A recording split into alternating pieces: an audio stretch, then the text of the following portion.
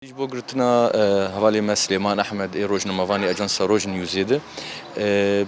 ئەڤنێزی ساڵێکی تقریبا هەیە هاتیە گرتن ji aliyê hikûmeta Partî Demokratî li wextê derbasî başûr dibû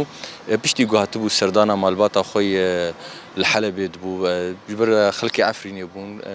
piştî êrişên Tirka li ser Efrînê koçber bûbûn li Başûrê Kurdistanê karûxebatê xwe dikir nêzî 5 sala di Ajansa Roj Newsê wek edîtor bû.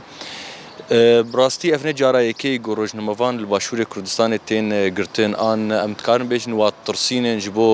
خدوری راستیه بکن جبو نماویری بن راستیا حکومت پارتی دموکراتی لوی دری درخن بری دمه که جیم بهیست انو هنک روژنموانی تلویزیون دید لباشوری کردستانی هاتن سکنادن چند روزه کی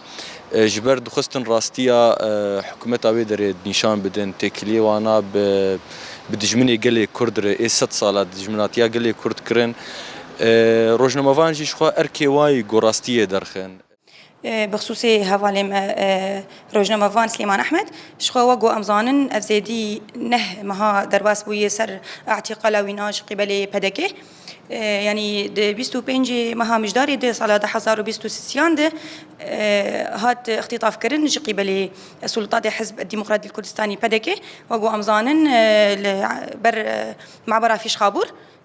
شخوجوي تاغيد تاغاهي سرتنانه وكاس الجي ويناجي نزانه ومصيري ويجي كاس نزانه تاني محامي ويناج حركه تاني ويديت وجوي تاغيد كاس نزانه ودوراجي قرار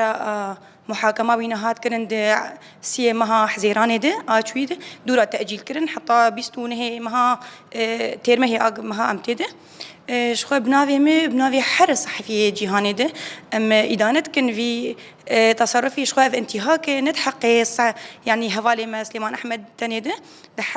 حق حر صحفيين الدنيا جهاني تبيده